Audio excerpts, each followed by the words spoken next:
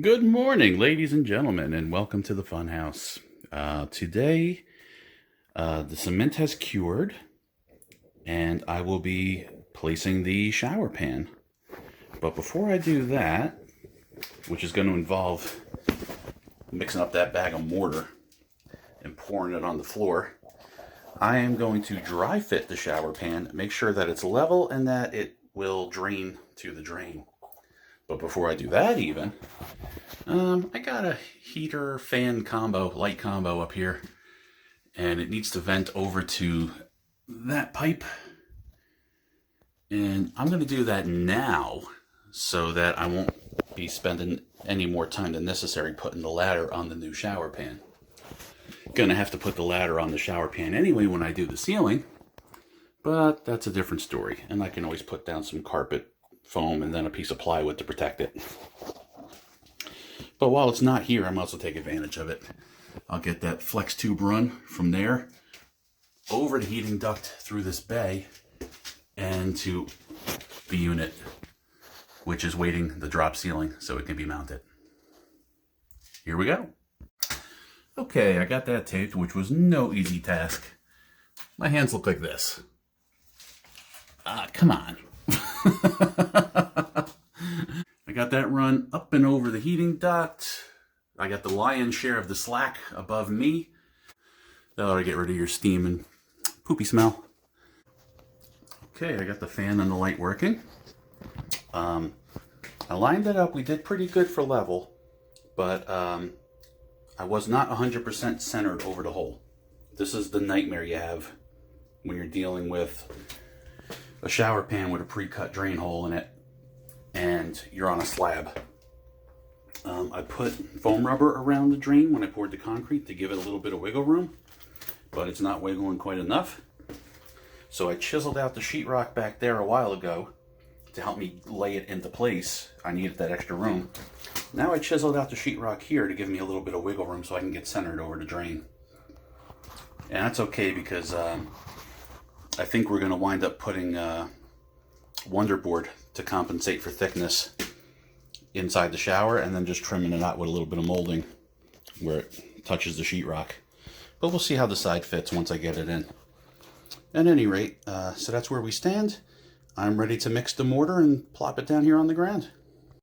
Make sure you take the necessary precautions. I can't stress this enough.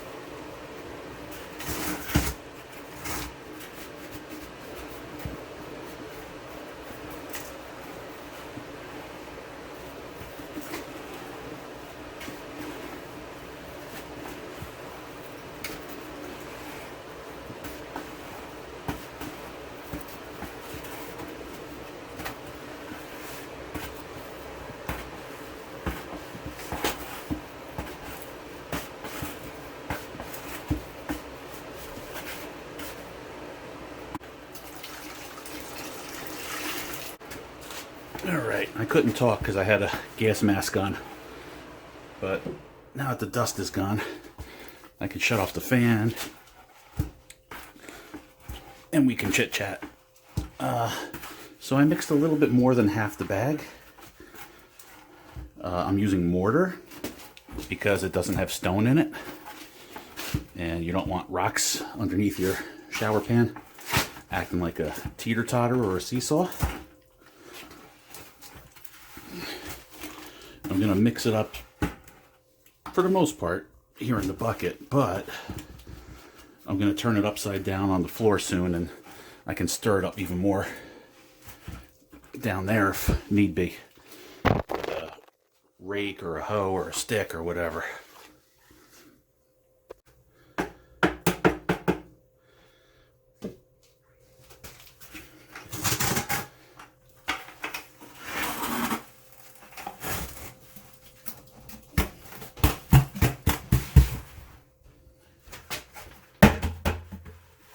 Might have spoke too soon about the dust.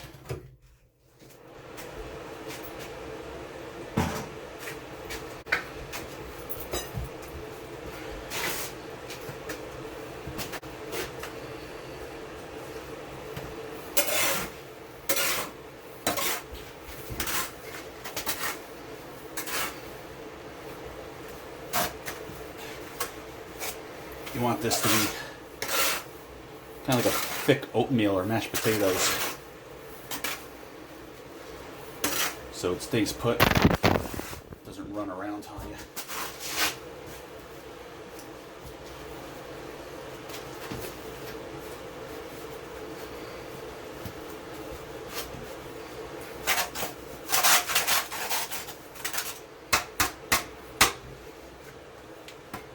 Let me go get some more water. Oh, I just rinsed out the bucket. I'm going to use some of that water.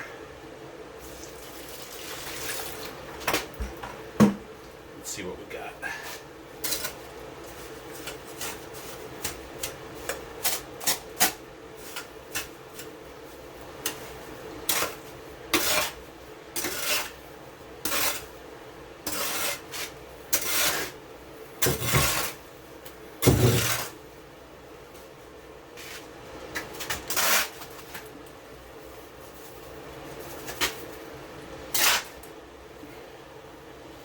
Yeah, we're still a little dry.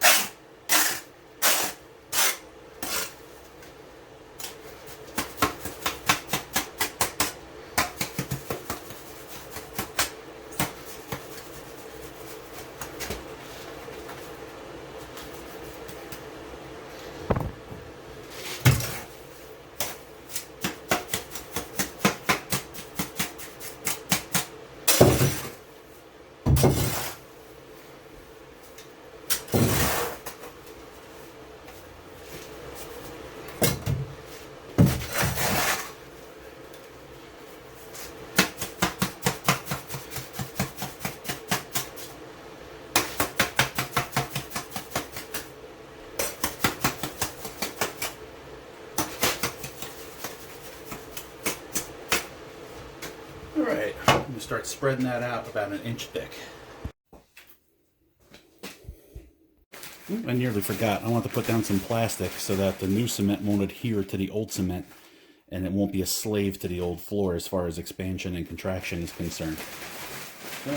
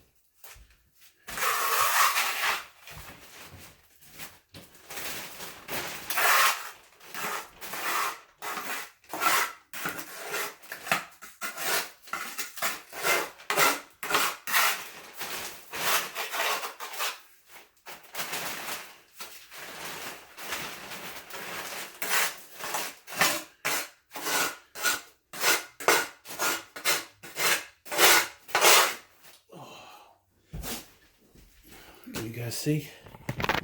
Kinda.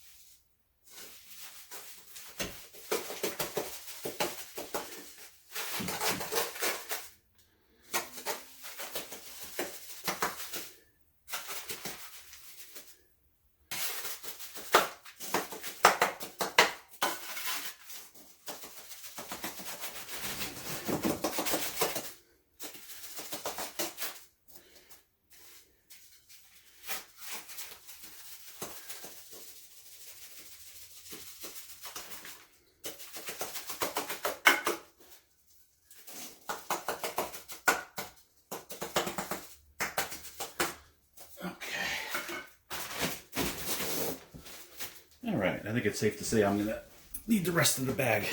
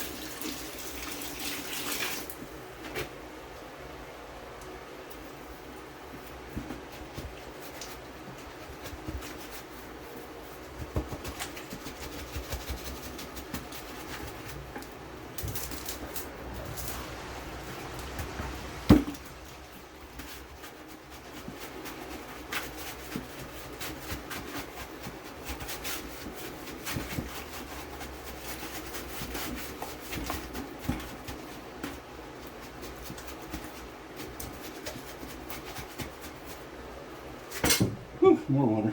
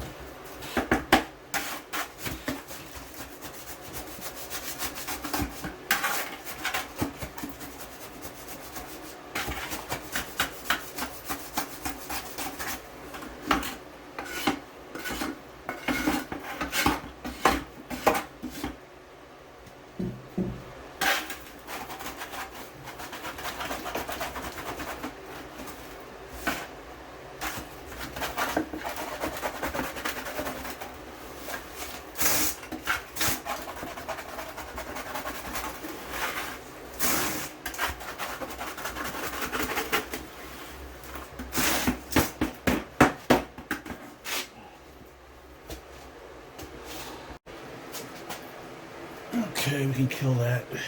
Now you might be asking yourself, hey Jim, don't you have a cement mixer that we saw in the last video where you were working on the bathroom? Why would you be mixing cement by hand if you have a cement mixer? Good question. I don't have a good answer. I'm kidding. The reason is I didn't know how much I would need. And while the cement mixer is a big work saver, a lot of the cement gets stuck to the inside of it. And then you have to rinse it out. It's not so bad when you just keep mixing it into the next batch. But if you make one batch and leave half of it inside the cement mixer, you lost a half a bag of concrete.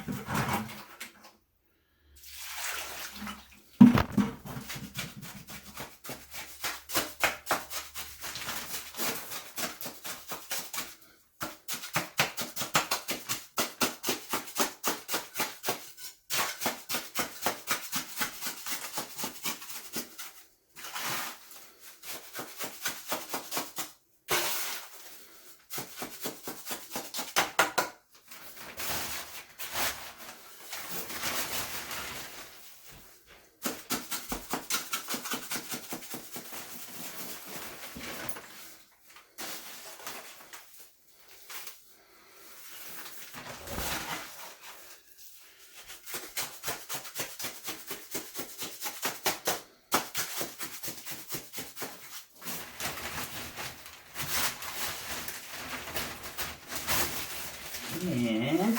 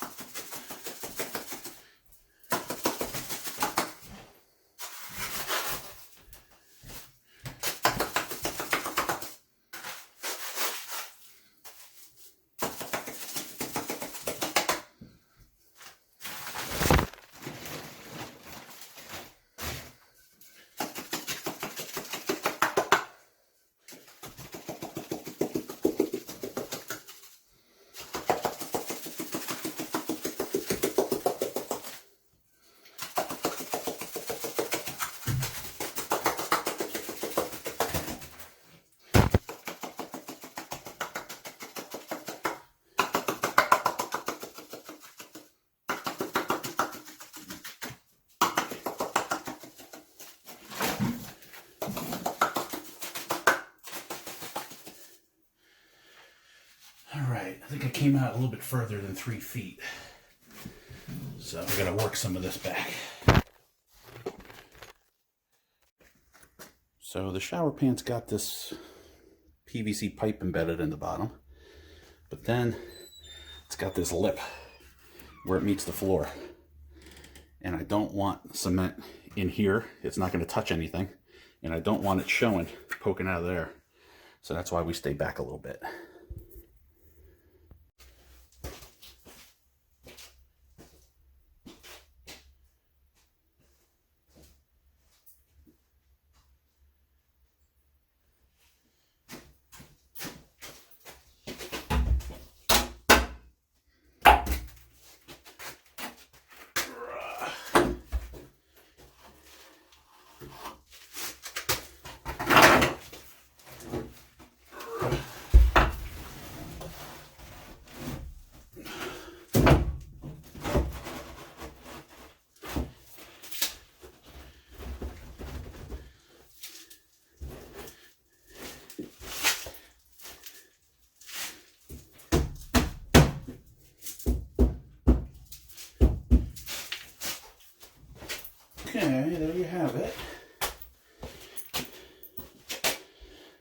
I'm going to focus on centering up that drain hole, which I'm pretty close to being centered now. And then I will twist it and pry it and square it up as best as possible. Alright, so I have to get this rubber washer under the shower pan around the drain, which ought to be fun. There's also supposed to be a fiber washer. Good luck with that. Then this will go through the top of the pan. It's supposed to have putty or a caulk on it, which I have no choice but to do, but I will not be doing it right now. This is just going to go on snug to keep this centered and keep everything where it needs to be while the cement sets up, while the mortar sets up. I will unscrew this later and then put plumber's putty or caulk under it to make it watertight when it's time to start finalizing the shower. Wish me luck.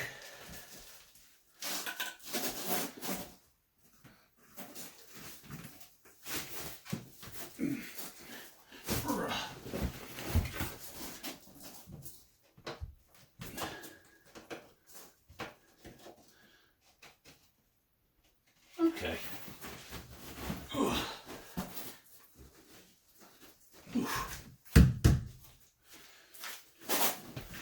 That wasn't too bad.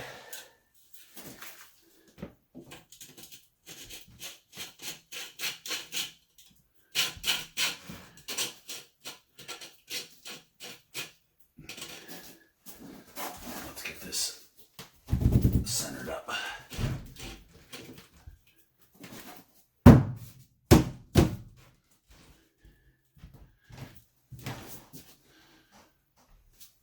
That looks just about perfect.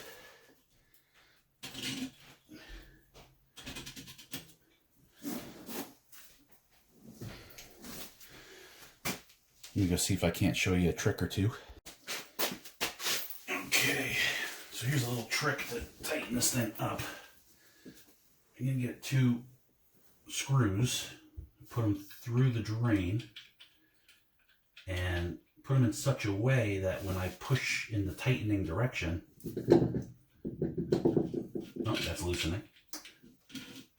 They help me have some leverage.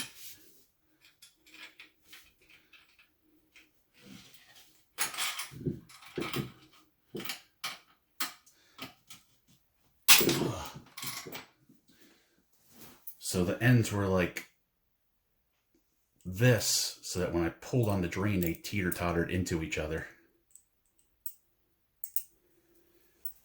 And you could also put a pair of needle nose pliers through there and then use a screwdriver for leverage. But I don't have any needle nose pliers on me, so that had to work. Okay, I'm happy with that. Now,